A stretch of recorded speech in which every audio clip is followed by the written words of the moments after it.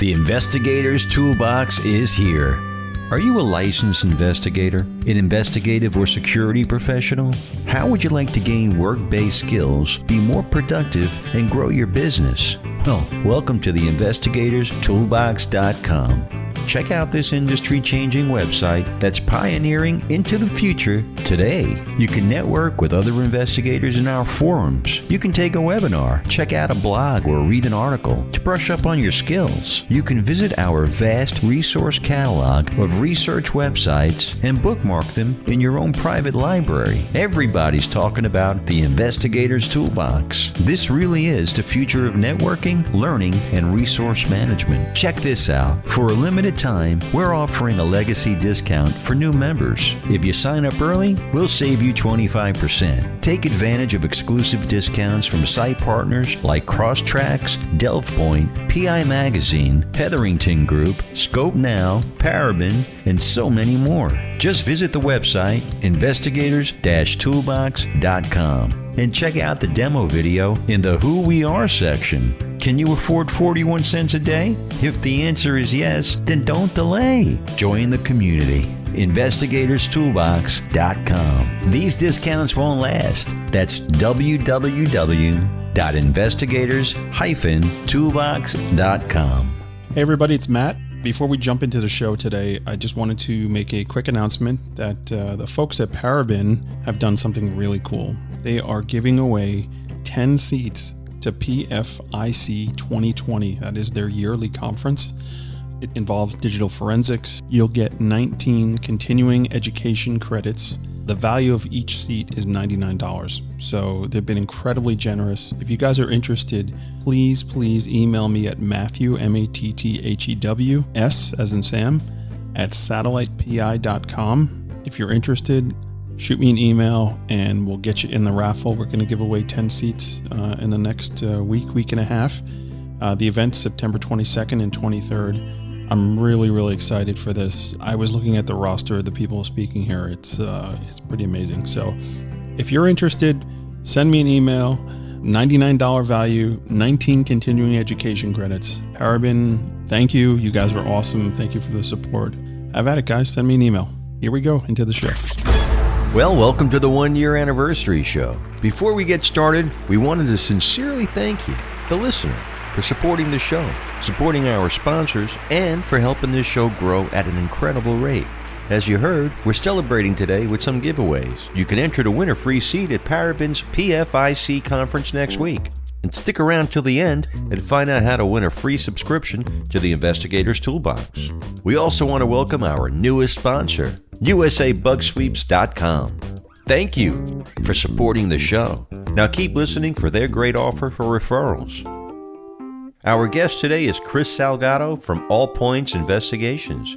Chris is a former managing investigator at Facebook. The guys discuss research methodology and how to approach research in an efficient manner. Chris also writes for PI Magazine. So let's get on with the show. Please welcome Chris Salgado and your host, private investigator Matt Spare.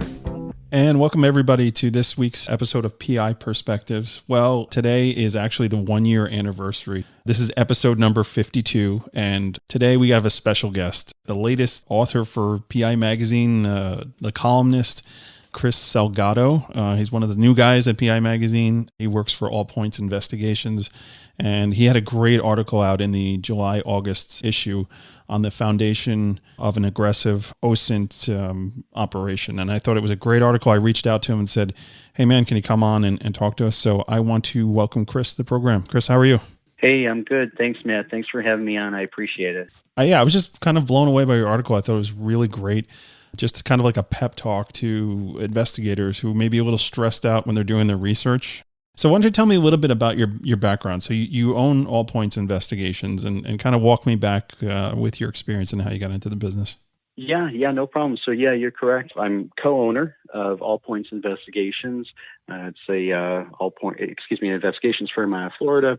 I co-own it with my partner, Mike Diorio Jr., who's a retired federal agent. He was with the U.S. Secret Service for several years, and then he switched gears to Customs and Border Protection as a federal agent there for several years, collectively a federal agent for about 23, 24 years, something like that. So he's retired from the federal government, and he's been on my kind of coattails for several years, just saying, hey, let's get something together. Right. Kind of serendipity happened, and we just put together All Points Investigations, and we focus on brand protection, global services, both physical and cyber investigations.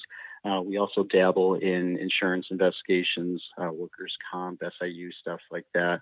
But yeah, the primary focus is really brand protection. Sure. And we're working with lots of different types of clients, really run the gamut of industries. We're having a lot of fun with it, offering global operations, and we're busy on all the continents, most of the continents, and we're having a lot of fun with it. Yeah, and before that, so the company's new. It's just about 2 years old, maybe a little under 2 years old.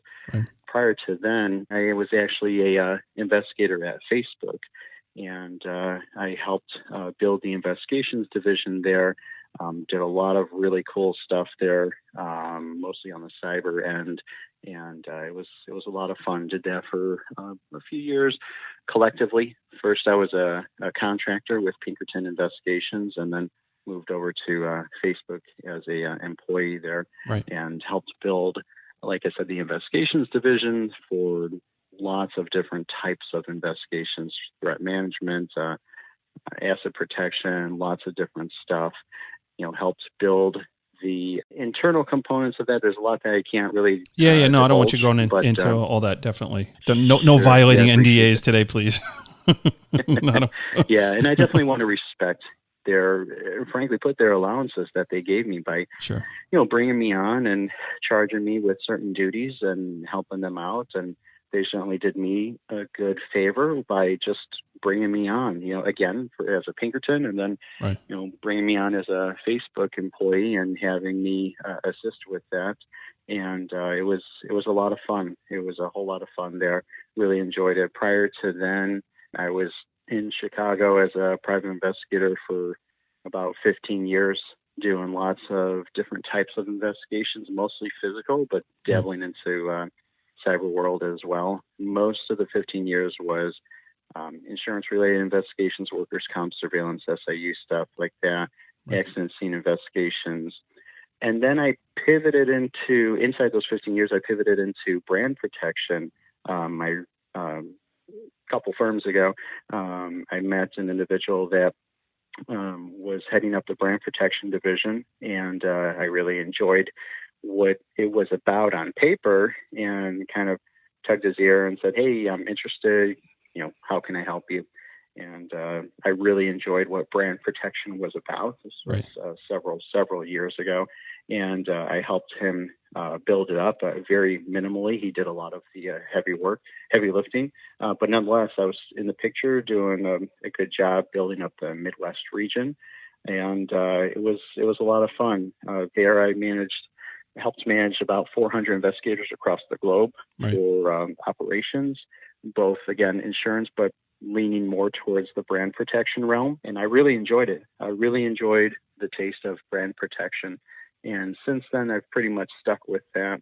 And that's when Pinkerton got a hold of me and said, hey, Chris, we hear you like to build stuff, so can you help us out with building a system over, in California?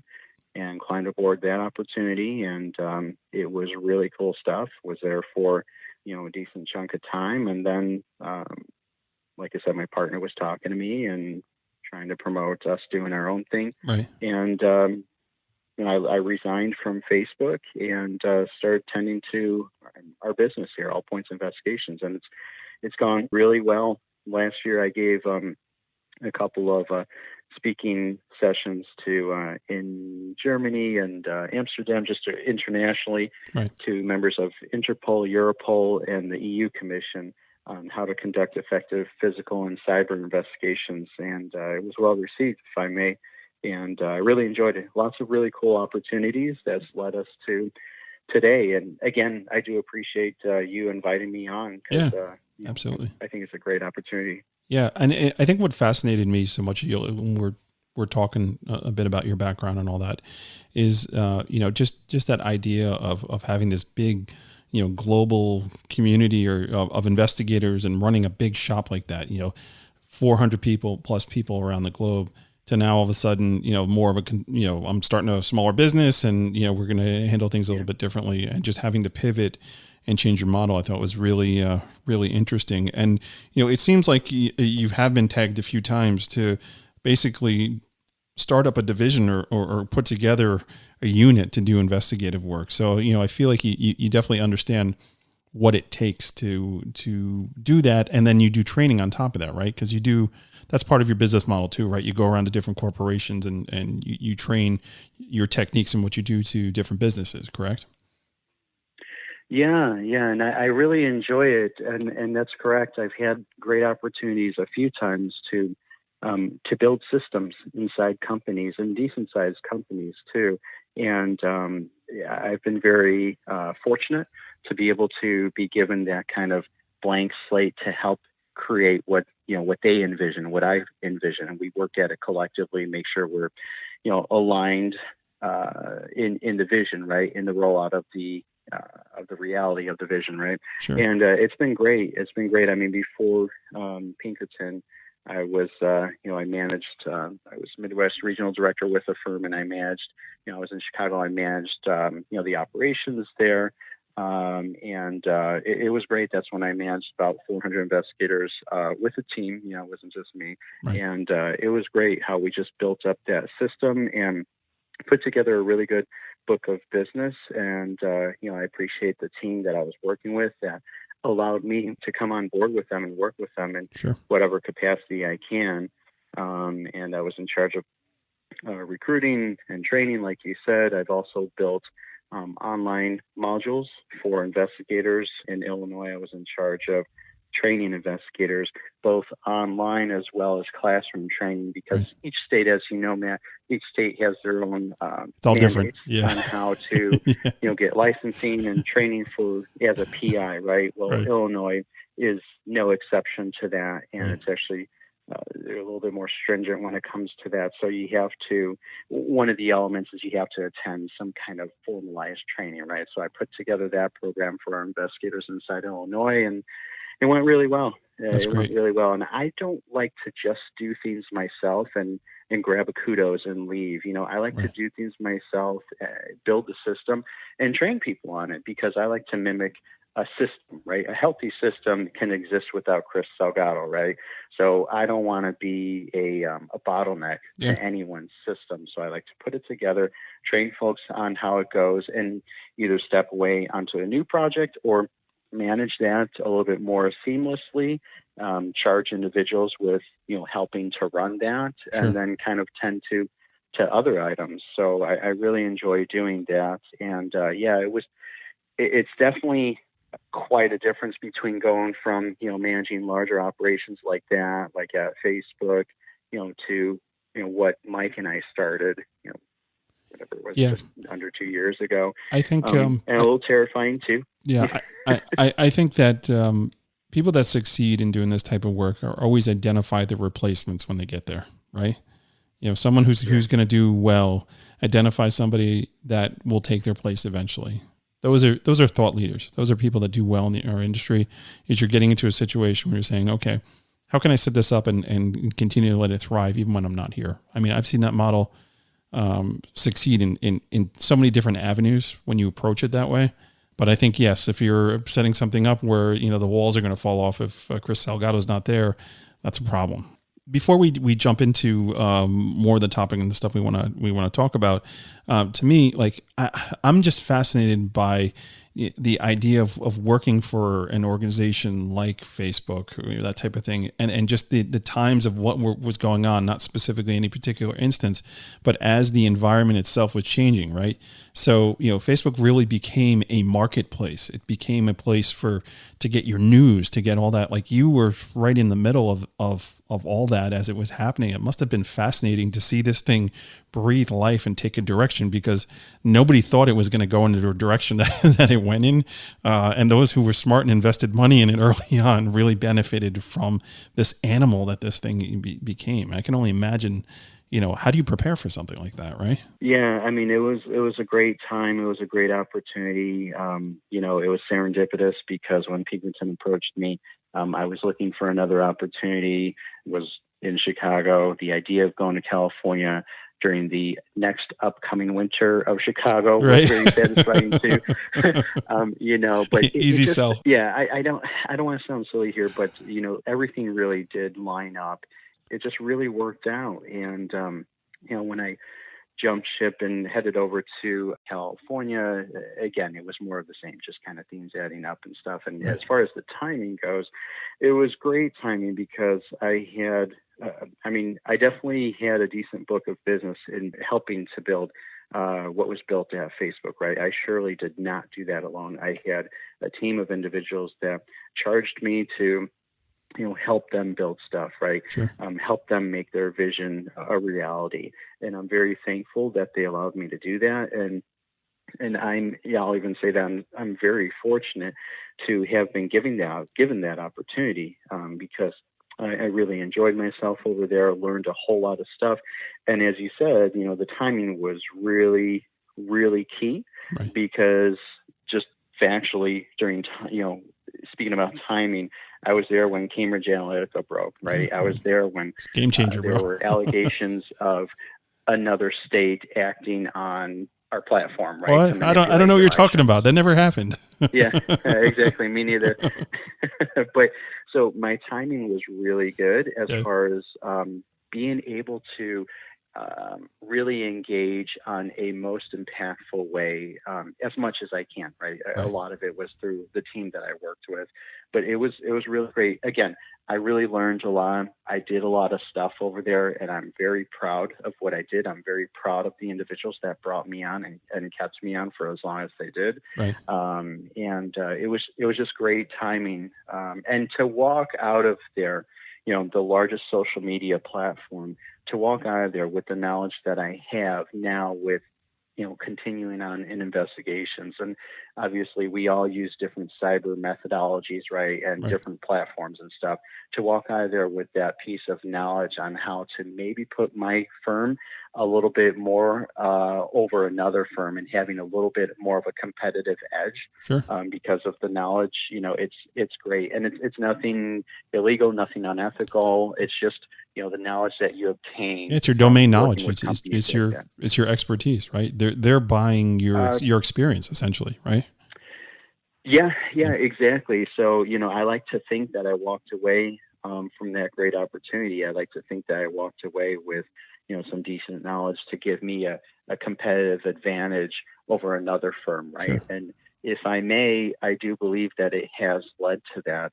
We're doing great. I mean, we're just under 2 years old, and as a company, we're, like I said, we're nearly firing on all cylinders all across the globe on various types of investigations, heavy cyber investigations, heavy physical investigations in China and Hong Kong and lots of different areas. Sure. And I'd like to think that, some of it is from our capabilities and our kind of roster of potential clients and investigators that we've amassed. Mike and I have amassed inside collectively over 40 something years or so, maybe sure. 50, I can't remember. But yeah, it's gone really well, and we definitely like to keep it going. Great. Okay, so we're going to jump out real quick and take a sponsor break. And when we come back in, I want to talk a little more about your business. I want to talk more about this whole methodology of doing OSINT investigations and basically recommendations on how to press forward into that stuff and just give some tips and things. So everybody sit tight. We're going to take a break real quick and we will be right back. Are you using a case management system? The answer is no. You should really rethink that process. All right. So as you guys know, Crosstracks has been an amazing sponsor of the show. They've just been really supportive. As you guys also know, I didn't used to have a case management system. I was the investigator that was fighting them tooth and nail. I finally decided to give it a whirl. What a great decision, right? During the COVID shutdown, I was able to actually roll my whole business into it and get completely up and running. And my clients love it. I mean, just today, I got a phone call from a client of mine who just couldn't believe how easy it was to access everything and how invoices were there. He actually asked me to go back and upload all my prior cases and put it into Crosstracks. I've been doing business with that firm for, about 8 years, so it's a lot of cases. Yeah, if you don't use a case management system, you should, right? You should check it out. Give Crosstracks a shot. Contact Brad or one of the teammates over there, and they'll get you up and running with a trial and see if it's for you. If you have used Crosstracks and it's been a while and you're not happy with the system that you're in, go check them out. They're doing a lot of really cool new things, and see if it's right for you. If you're unhappy with the system that you're in right now, contact them. The ability for them to roll your system into their system is very easy. Again, you guys know they've been sponsoring the program, and I can't say enough good things about them, but make your own decision, right? Give it a shot on your own and see if it's right for you. Did you get the latest issue of PI Magazine?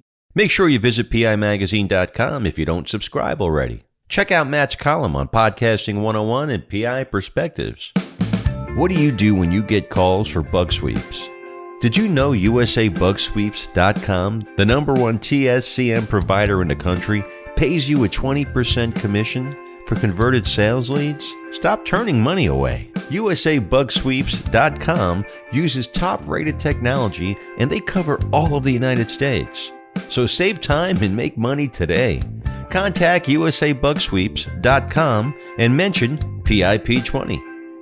Delve Point keeps on advancing. The commonality search is here. The new data is unlike anything they currently offer and will go in depth in your target's assets and relationships. Use them on everything from jury research and associate connections to business investigations and fraud cases. You don't want to miss these.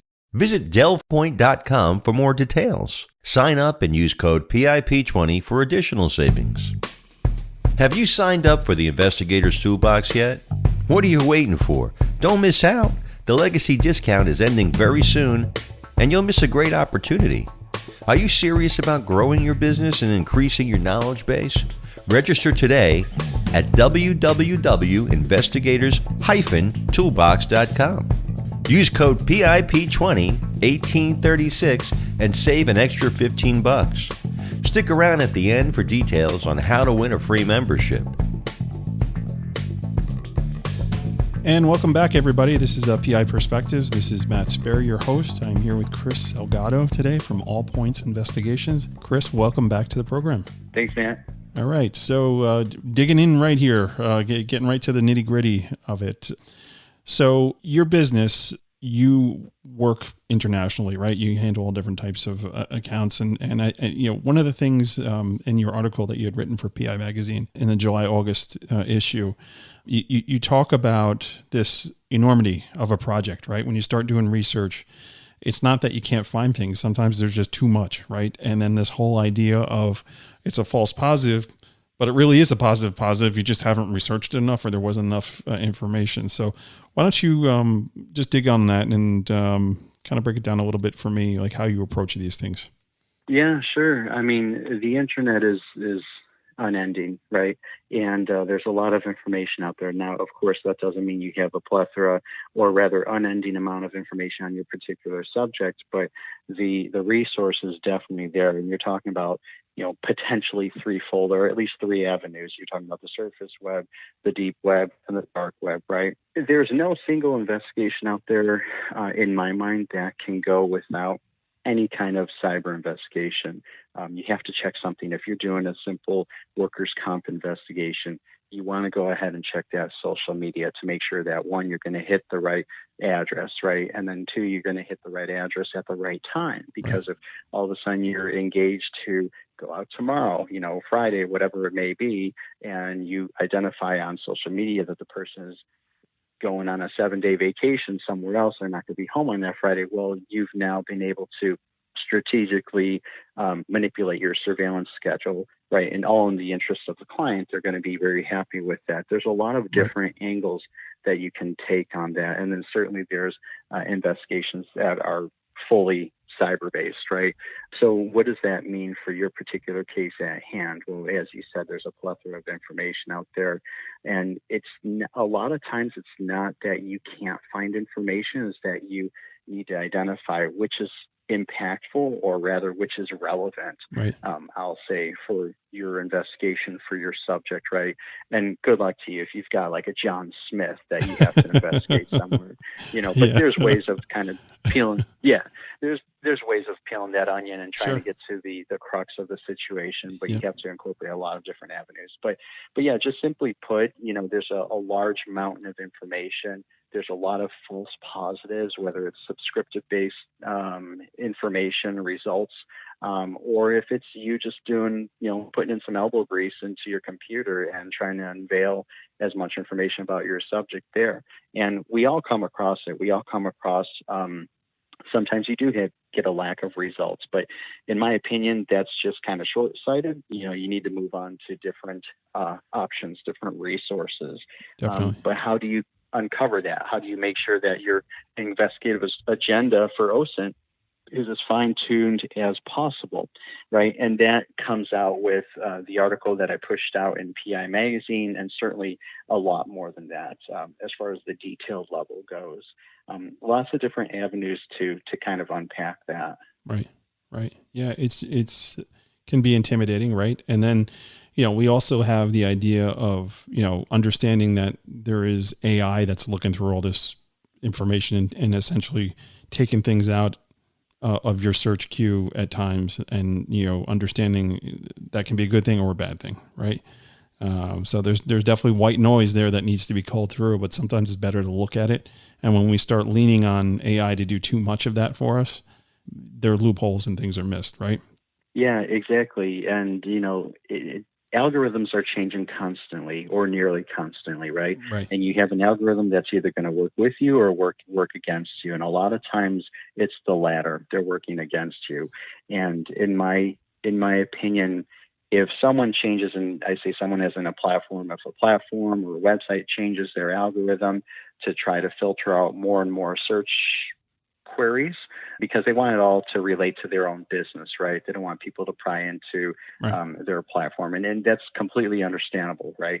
But, then you kind of lean on a little bit more of a technical perspective, as far as like reading code, reading HTML or JSON or base 64 arguments, stuff like that, because the information is still there. It's just coded a lot more aggressively, right? So you got to be able to just kind of unpack that and see what it results in, and see how you can benefit from that as much as possible. And you want to be super careful not to violate any terms and conditions. Obviously, you want to follow the law. You want to be ethical, all that stuff. And some things you're not going to be able to do. Some things you're going to be like, you know what? I have the skill set to do this, but it's not the right thing to do. And that's when you got to step back and realize, okay, it's not worth this, right? Because there's other avenues of gaining the information, or you can just go back to street smarts, old-fashioned surveillance. There's always another avenue. In my opinion, there's always another option.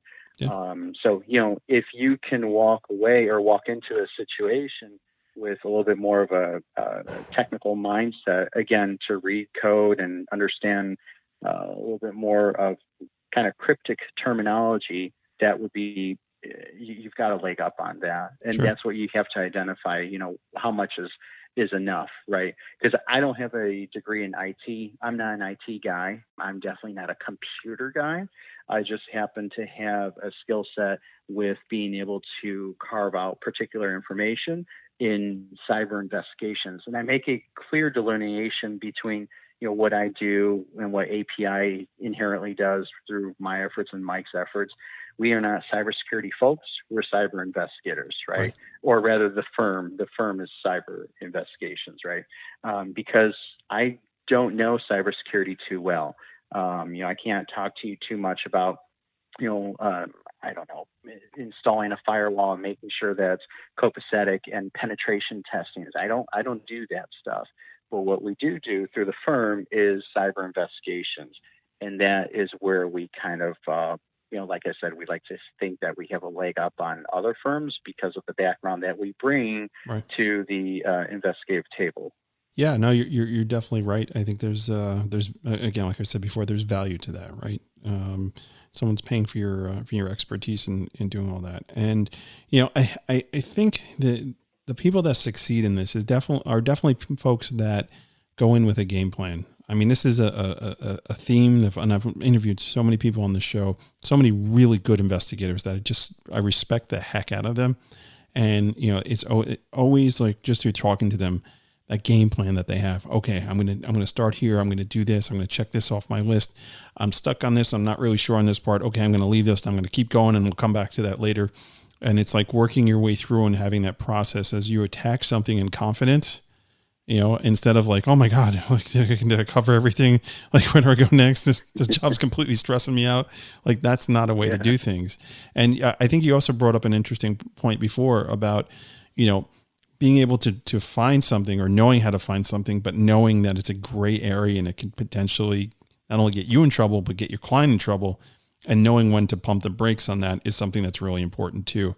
It's like, respecting the power that you have and understanding that, hey, I may get subpoenaed to testify on this stuff, and I got to go in there with a clear conscience and be able to say with 100% certainty, I didn't break the law, right? Or I didn't bend the rules too much where, it's not going to come back and haunt me, or at least create the perception where, your adversarial attorney can paint a picture of you being unethical. Because that's another challenge that we have in this industry. Oh, you're an investigator, you must be doing something shady. It's like, no, this is the methodology that I followed. This is how I did everything. And I'll explain to you how I got from point A to point B. Right. So I think that's something that's another challenge we face, right? Having that stigma and getting over it. It is. And that goes with what I said earlier, like how much is enough, right? And I was talking about education back then, but with this context, how much is enough, right? How much effort do you put into it to get enough information without violating anyone's terms and conditions, or certainly the law or any kind of ethical rules out there, right? You never want to be questioned. I mean, I've been an investigator for a little over 18 years, and I never want something to come up and unravel everything that I did, because, Matt, investigators, people in investigations, people that own investigations companies, they're only as good as their word. Yeah, credibility is everything. Great that, yeah, exactly. There's a trust factor to it, and that trust can fall apart in a second, right? Sure. And it takes years to build up. And if you've built it up in several years or more than that, and then you lose the trust, it's not safe to say that you're ever going to get that trust back. You might be able to get a little bit of that trust back after a lot of hard work, but you might lose it all entirely. And frankly put, it's just not worth it, Matt. It really isn't. It doesn't matter what case is in front of you. It doesn't matter what invoice you're trying to push out or get paid. It's just not worth it.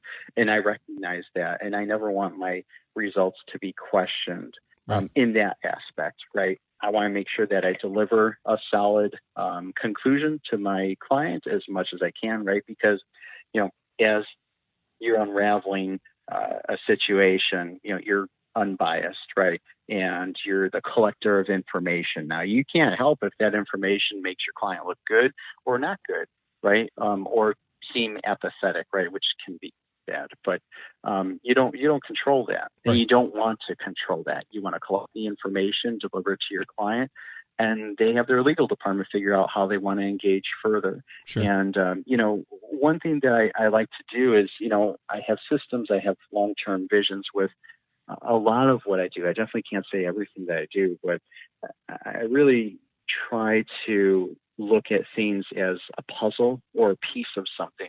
Because I'll tell you what, stepping down from a company where I helped manage 400 investigators across the globe to, starting over and building something at Facebook, and then starting over again and building my own thing with All Points Investigations, it was slightly terrifying. But, it really adds to something, which is my own interest and, Mike's interest, and just our ability or need and desire to help other people, right, through clients and trainings and stuff like that. And you really got to take it as one bite at a time, right? How do you eat an elephant? Bite at a time, right?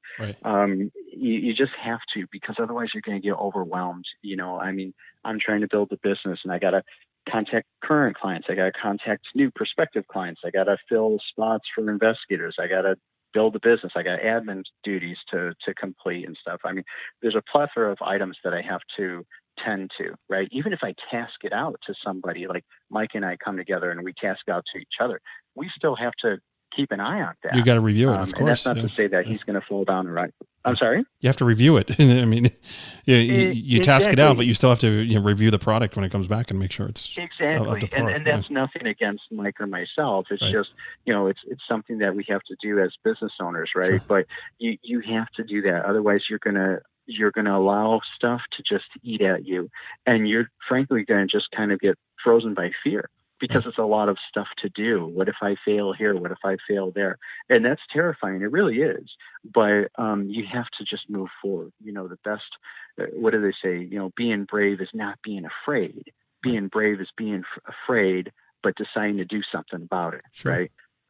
So that's exactly how I like to look at things when I take on a new adventure. Is just, this is a monster in front of me. It's a mountain of opportunity.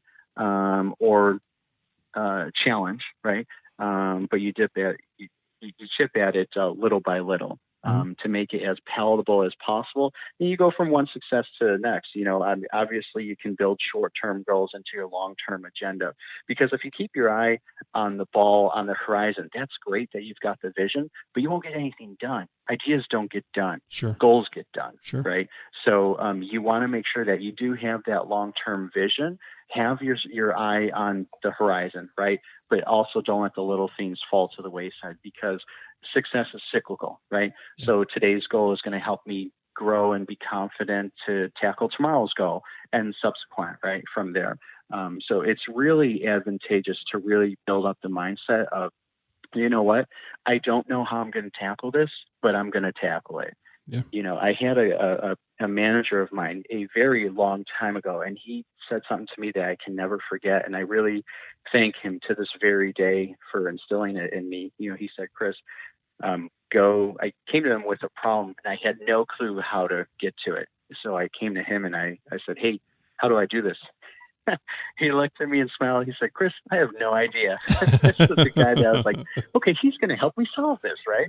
And he terrified me when he said that. And this was a very well-known individual. He was a celebrity, and I was his director of security in Chicago. And I really looked up to this guy, and it terrified me when he said that. Yeah. His advice just really picked up the pieces for me. And to this day, this was a very long time ago, to this day I operate that way. He said, Chris, go as far as you can see, and when you get there, you'll see further.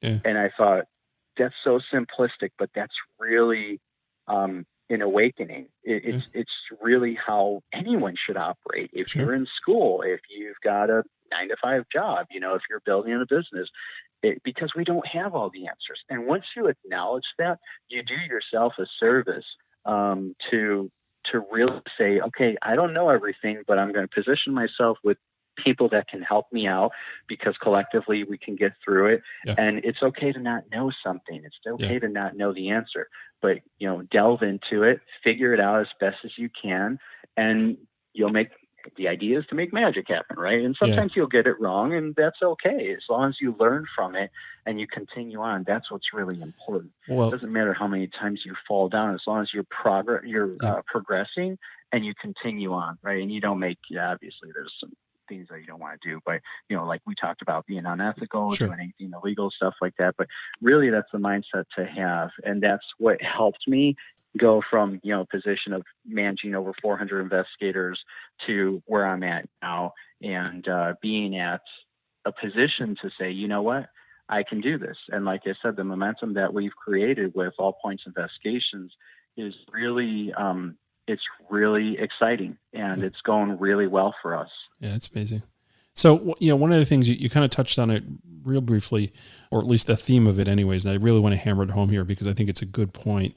It's something I've been saying for a very long time, especially when I started having the realization that I don't want to be the guy out in the field every day. Understanding the word analyst and what it means and having them at your disposal, it's like you work something through till you get to that point where you're on the horizon, right? And I've done all I can do. I can't do any more, but I know there's more to do out there. Now I'm going to hire somebody, to finish the job for me. And I know they will do the job that they need to do. And I know they'll do it better than me because their skill set in that particular area is superior to where my skill set is. I can't have the best skill set on everything out there. I'm good at what I do, and knowing your limitations and knowing how to bring in that extra set of eyes, that extra, brain or two, to brainstorm. That's how you get success. So I think, that methodology of tackling problems in this industry, you always start with yourself, and you take the tools that you've amassed through your education, continuing education and whatnot, and you work it, right? You work it to a point where you can't work it anymore. And then the smart guys or girls that do this stuff tap into those analysts and say, hey, I'm going to send this out to you. This is what I've done so far, and I need you to finish it up for me. And you move on to your next project, and you let them do what they need to do. You pay them their wage for doing, and you bill accordingly, right? Those are the people that are successful in our industry. Yeah, and it's exactly what you said. It's great to know your strengths, but it's that much more important and that much more valuable to know your limitations, because everybody likes to toot their own horn and, hey, I'm good at this, I'm good at that, and that's okay. But it's really commendable to really know your limitations and fill the gap in, with your weaknesses or your opportunities with people that can effectively do that, right? Then you've got the trust level, right? I'm so such an on-hands person that I'm afraid to walk away. What if they don't do it the way that I want it done? Well, guess what? They won't. Yeah, and that's okay. Simply put, they will not. And they're going to solve your problem because they're not doing it. Exactly, and that's slightly terrifying too, because you're like, but I know my business. I know, this team. I know the department's goal, whatever it may be that you're working on. But you have to acknowledge that no, they're not going to do it Chris Salgado's way or Mike DiOrio's way. They're going to do it their way. But guess what? It's still going to get done, and it's going to be awesome. And you're going to arrive as a team to that goal. And it's just going to be that much more satisfying to you, because one, you've built a trusted partner, right? Yeah. And then two, you've taken something off of your plate to not become inundated, like we talked about before, and just kind of being frozen in fear because there's so much to do, right? You look over your shoulder, and then, I've selected a team of 3 people, 4 people, 5 people, a dozen people to help me get from point A to point B. Now what's the next challenge, right? And you just build something bigger and better than it was, yesterday. So it's really good to know your limitations, and that's really not a weakness. It's something that empowers your agenda, you as a person, and frankly put, it empowers the individual that you get to help you inside of your weaknesses or your opportunities. I don't like to just get people to do that. Even I take it a step further and ask them, hey, what do you want to do? Today you're doing this for me, and I appreciate that, but what do you want to do? How can I get you to where you want to be? And hopefully it's within the same ecosystem, whether it's, an employer or All Points Investigations. But if not, then, we'll rock it together as much as we can. And once we have to part ways, I want to help you out as much as I can. Yeah, no, you're building networks. All Points Investigations, we have partnerships with companies out there and organizations out there, frankly, that we really help out with trainings as much as we can, and mentorships as well. And we do that because we want to help people, right? Because I remember over 18 years ago when I got my first in-house investigator job, my first taste of investigations, I didn't know a thing about investigations. Before that, I had a bunch of years as a customer service manager. Well, I shifted gears because someone gave me an opportunity, right? They could have easily said what everybody else says. Where am I going to, I can't take you on, Chris, because you don't have experience. Well, how do I get the experience if you give me the opportunity to get the experience? This is a question that every job applicant asks, right?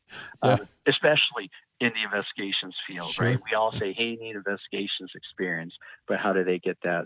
So again, just as someone gave me a chance, over 18 years ago, I want to give somebody a chance and mentor them as much as I can. If I can make their road a little less bumpy than mine was, I'm definitely down for. We're going to wind down shortly on this, but I just want to drive home a couple more points here, because I think we're kind of vibing here in a good direction, right? So the next obvious question is, okay, so how do I find these people, right? How do I find these analysts, and how do I do this? Well, the answer is very simple, right?